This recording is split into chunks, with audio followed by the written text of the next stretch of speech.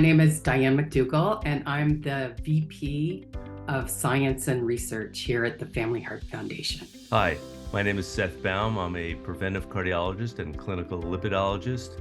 I'm the vice chair of the Family Heart Foundation and the chief medical officer of Flourish Research.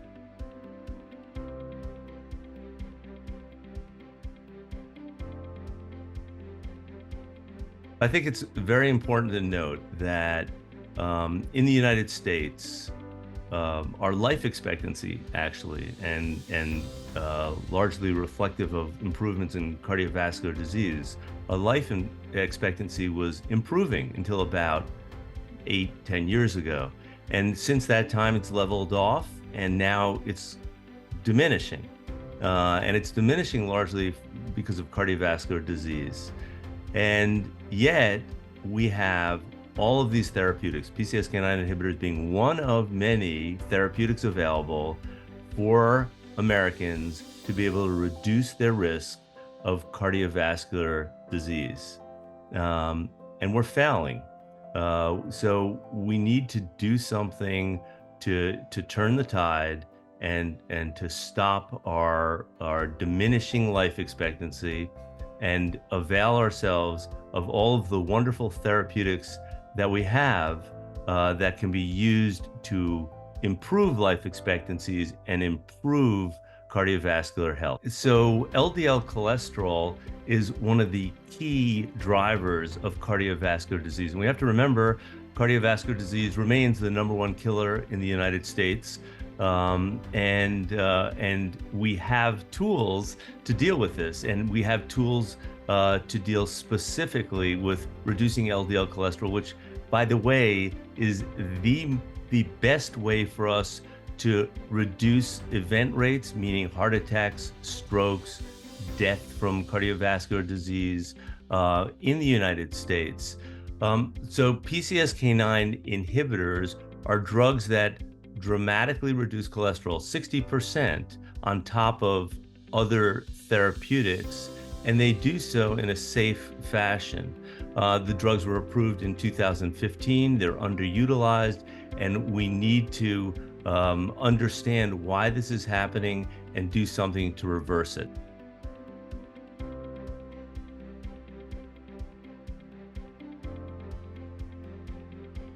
We did this analysis because we wanted to understand patients' experience after their healthcare provider had prescribed a PCSK9 inhibitor for them.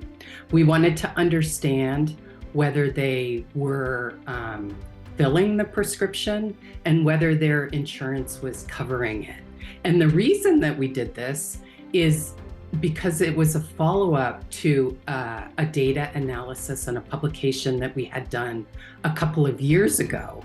And at that time, we showed that the access to PCSK9 was very poor. So we wanted to see if it had improved. And we looked at it in two different ways. We looked at it over time, and we looked at it compared to other cardiovascular medications. And between these two time periods, a number of important events had occurred. First of all, there were two large cardiovascular outcome studies that showed that the use of PCSK9 inhibitors reduced cardiovascular events. This led to an expansion of the label or the use of the PCSK9 inhibitors. These drugs were included in clinical guidelines, and then finally the cost of PCSK9 inhibitors was reduced by about 60%. So what we found when we compared these two time periods was that the percent of prescriptions that were rejected during the first time period was 46%. And during the second time period, it went down to 31%. So really what we saw is that access went from very poor to a little bit better, but still too low. And then the second way that we looked at access was we compared it to other similar cardiometabolic drugs. And what we saw was that the rejection rate, the number of prescriptions that were not covered by insurance with the other cardiometabolic drugs was between 4 and 15%. And again, that compared to 31% for the PCSK9 inhibitors. So unfortunately, the new research shines a light on the fact that we're doing a very bad job in terms of accessing these very important drugs, the PCSK9 inhibitors. We had hoped that after the 4 events that had occurred in the time frame that Diane mentioned, the reduction in price by 60%, the addition of PCSK9 inhibitors to our guidelines in a higher level, if you will, the expansion of the label, the indication for the medications, and the publication of 2 very, very important pivotal cardiovascular outcomes trials. We had hoped that the payers would kind of back off on denying access to these drugs, and that's not what happened. There was a little bit of an improvement, but nothing even close to what it should be. These drugs are inaccessible when compared to other therapeutics that have similar characteristics, such as the comparator drugs, which also are priced similarly, have cardiovascular outcomes trials that are similar, and also have the FDA indications in the label, much like the PCSK9 inhibitors do. So this is what we understood, and it's important because it means that patients are remaining at high risk for heart attack, stroke, and even cardiovascular death, and the risk is unnecessary.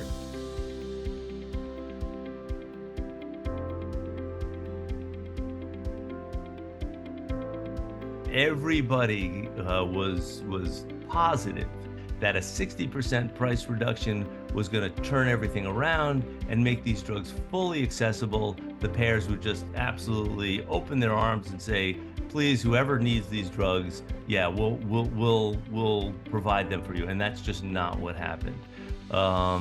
With regard to the other ones, the excuse, if you will, was that, well, not in our guidelines. Well, they became in our guidelines. Well, we don't have the label. Well, it was in the label. We don't have the trials to prove. Well, we have the trials to prove. So all of these excuses were shown to just be excuses for lack of access. And we know that. We know that definitively now because we have the evidence to prove it. And it just demonstrates that we need to do something more to press the payers to allow our patients to have the medications that we prescribe and they need. I agree with everything you said. And it really shows that after you remove all the purported barriers and you still see low access, there are obviously other barriers that are preventing people from receiving these drugs that they need. This new paper demonstrates that we're still grappling with the same issues we were struggling with way back when, or not so way back when. And the problem is pervasive. So there are multiple stakeholders responsible here. We see very, very clearly that the payers are problematic. The rejection rates are just totally out of line. They're totally inconsistent with other drugs that are similar in many ways, as Diane just mentioned. So the payers, we have to address that. But the prescribing patterns of physicians is also not so great. We see that physicians are prescribing PCSK9 inhibitors at too slow a rate. There are far too many people who are not being prescribed PCSK9 inhibitors when they should be prescribed PCSK9 inhibitors. And we can understand that in the context of all of the rejections by the payers and the burden on practices, and that there's now some inertia on the part of physicians. They don't want to. They've had enough, basically. But that's not a good excuse. That's an explanation, but not a reasonable excuse. Physicians need to prescribe again. We need to address LDL cholesterol, which is inadequately managed in the United States.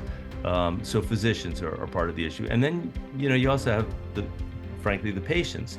Patients sometimes push back on managing their LDL. They don't understand the significance of LDL cholesterol and the fact that LDL cholesterol does cause vascular disease, does lead to heart attack and stroke.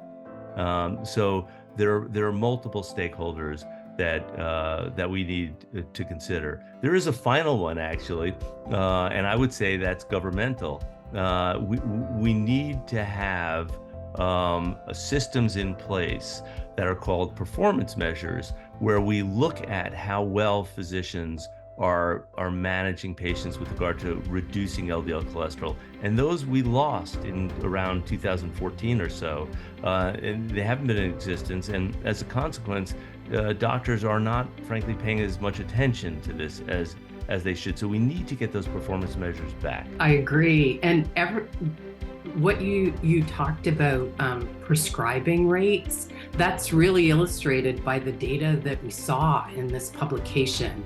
Because if you look at the number of prescriptions for PCSK9 inhibitors, they're lower than any of the other comparators. Yes, which is very disturbing.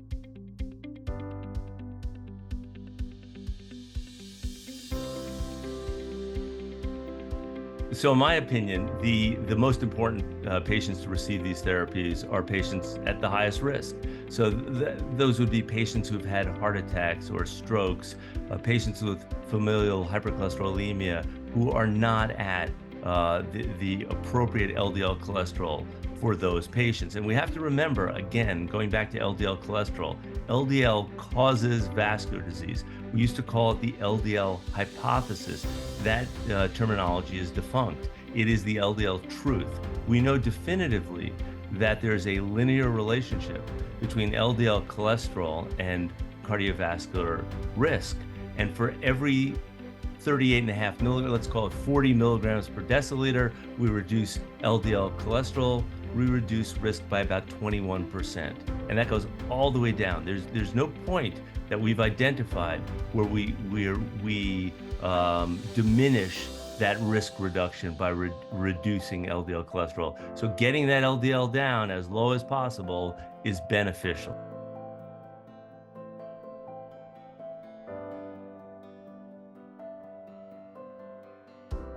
None of these comparators are used to lower LDL cholesterol, but they all treat other cardiometabolic disorders. So Victoza and Jardiance are used to treat diabetes, Entresto is used to treat heart failure, and Eliquis is used as an oral anticoagulant. But they all had a couple of features in common, and that's why we chose them. So they were all branded medications. None of them had gone generic yet. They were all recommended in the guidelines.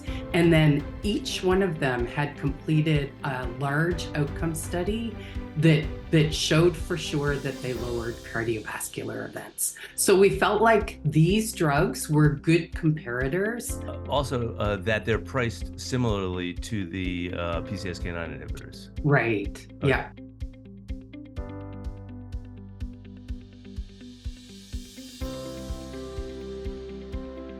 So in that paper, we looked at the very issues we're talking about today. We recognized back then that PCSK9 inhibitors were not being approved the way they should be approved by the payers. We recognized, and I personally recognized in my patient base, that when I prescribed the drugs to patients who had familial hypercholesterolemia and patients who had severe cardiovascular disease, the drugs were getting denied. So we wanted to look at this, and we wanted to demonstrate real objective data showing the problem. And we did that. We demonstrated that access was extraordinarily limited The denial rates were very, very high. Patients were not getting the drugs, and most importantly, the patients who didn't get the drugs, and we showed that they were the appropriate patients for the drugs. They were the people who should have been getting the drug. When they weren't getting the drugs, they had higher event rates. And those event rates included basically anything you could think of from a cardiovascular standpoint: heart attack, stroke, heart failure. I mean, the patients were just having more and more events because they were not getting the medications that were being prescribed by their physicians and that were indicated for those patients. In that publication that you authored in 2019, it was very impactful and it got a lot of attention. Diane, I'm really glad to hear that. That paper should have gotten a lot of attention. It was like, so the issue back then was people were saying a couple of things. They were saying that number one, access wasn't as bad as we were saying, and it was. And number two, that the patients were being inappropriately prescribed the PCSK9 inhibitors. That doctors really didn't know what we were doing. We're giving it to the wrong patients, and that's why there were denials. And we showed that wasn't true. And then on top of that, to be able to demonstrate that the consequence of denying the patients access to the drugs, again, that the doctors had prescribed, that the patients wanted, and that were indicated for them, that the consequences were so terrible, that they were having such bad events. I think that was a profound revelation, frankly. And the group with the highest rejection rate were actually the sickest patients, those with FH and established atherosclerotic cardiovascular disease.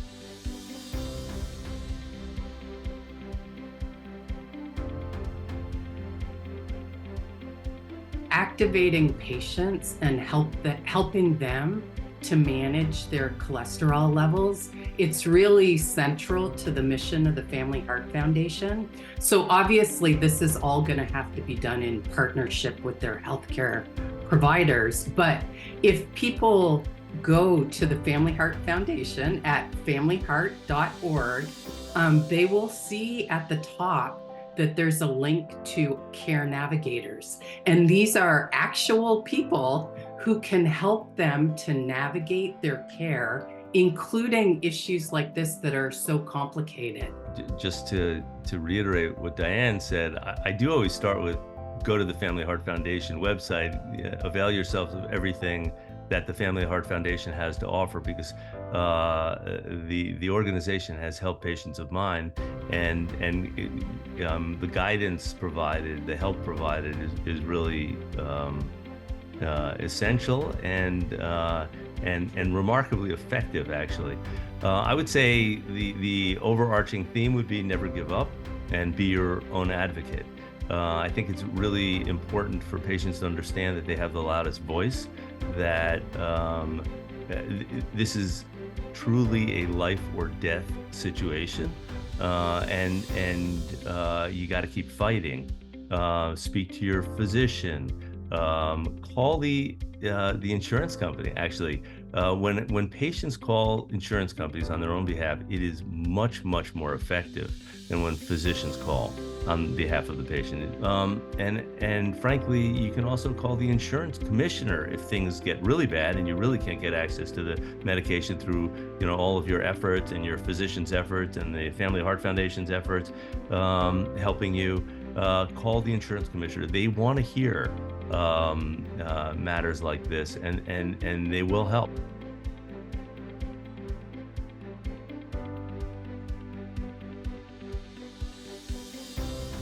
The Family Heart Foundation has multiple goals, but I would say, the most important goal is to help patients be healthier and less at risk.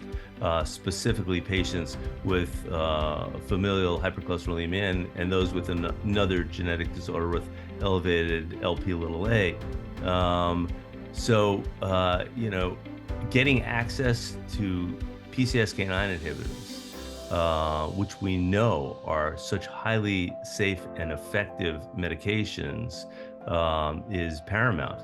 The Family Heart Foundation is a data-driven organization. So in addition to advocacy and education, we're focused on research. And the research that we do identifies gaps in care. And that is what can ensure that patients will receive the care they need.